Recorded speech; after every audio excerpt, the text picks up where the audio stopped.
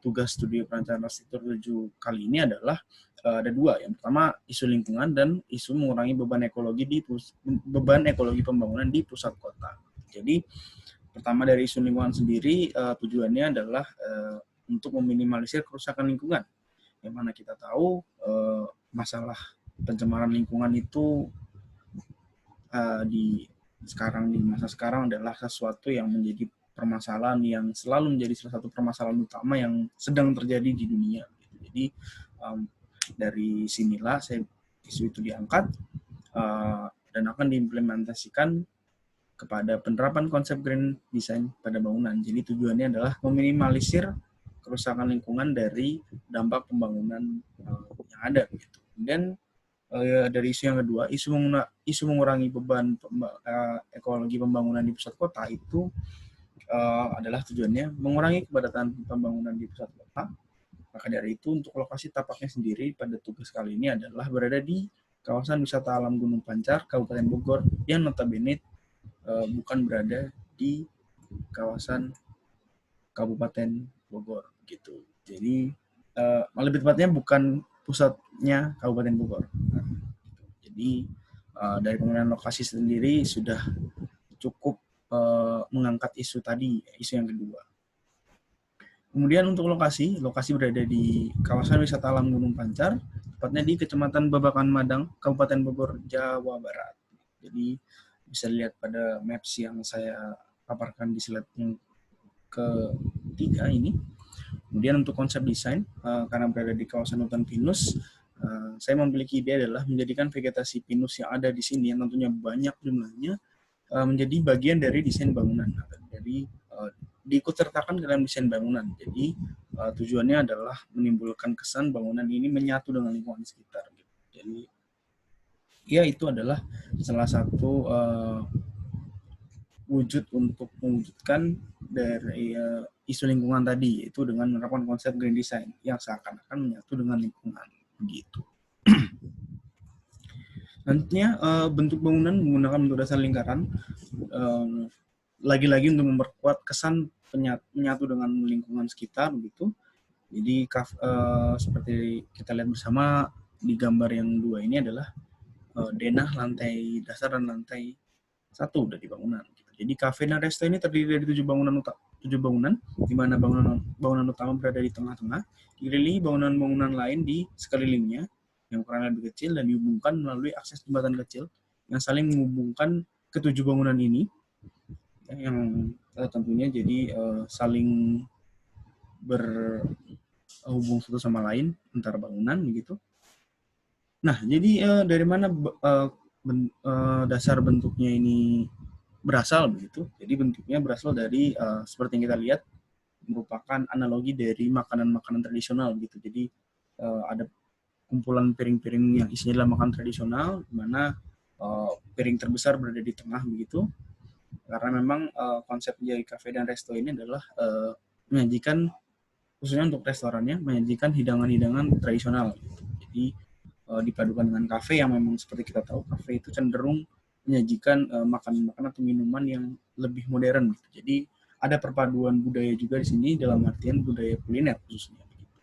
Kemudian untuk bangunan utama, konsep bangunannya adalah tentang sempiring nasi yang dikelilingi oleh lauk pauk yang ada gitu, dan sayur-sayuran seperti ilustrasi gambar di kiri layar ini gitu. Kemudian ada area taman terbuka di sisi kiri dan kanan area bangunan yang nanti juga akan didetailkan sedikit mengenai apa-apa saja yang ada di kedua taman terbuka ini begitu. Ada juga ada view hutan pinus, kemudian ada area untuk berfoto-foto, serta fasilitas komunal berupa rumah pohon yang berada di beberapa titik yang ada di dua area taman terbuka ini. Seperti yang dilihat ini ada view dari rumah pohonnya gitu, beserta beberapa lokasi letak di mana rumah pohon itu berada gitu. Nah, ini adalah sedikit visual dari 3D area landscape-nya begitu, dari area tamannya dan beberapa rumah pohon yang tadi saya sudah jelaskan. Kemudian selain sebagai bagian dari desain bangunan dan area landscape, vegetasi pohon ini juga dapat digunakan sebagai pemecah aliran angin yang mengalir di area sekitar tapak. Ini juga merupakan cara menanggapi respon arah angin pada lingkungan tapak. Kemudian ini penerapan konsep green design yang diterapkan, yaitu pemilihan material bangunan, pemanfaatan vegetasi pinus secara maksimal, serta banyaknya dirancang banyak bukan pada bangunan. Ini adalah 3 poin utama. Memang masih ada poin-poin yang lainnya.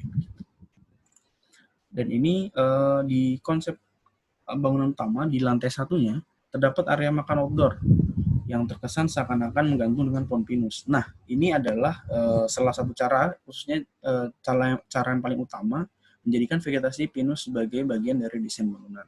Jadi, untuk space outdoor yang di lantai satu ini, jumlahnya ada 6 tempat yang tersebar mengelilingi area lantai satu bangunan utama. Nah, ini ada sedikit gambar skematik desain dari situasi keseluruhan bangunan beserta landscape-nya. Tapi dengan catatan ini adalah gambar yang sudah ada banyak pohon pinusnya. Jadi belum saya detailkan.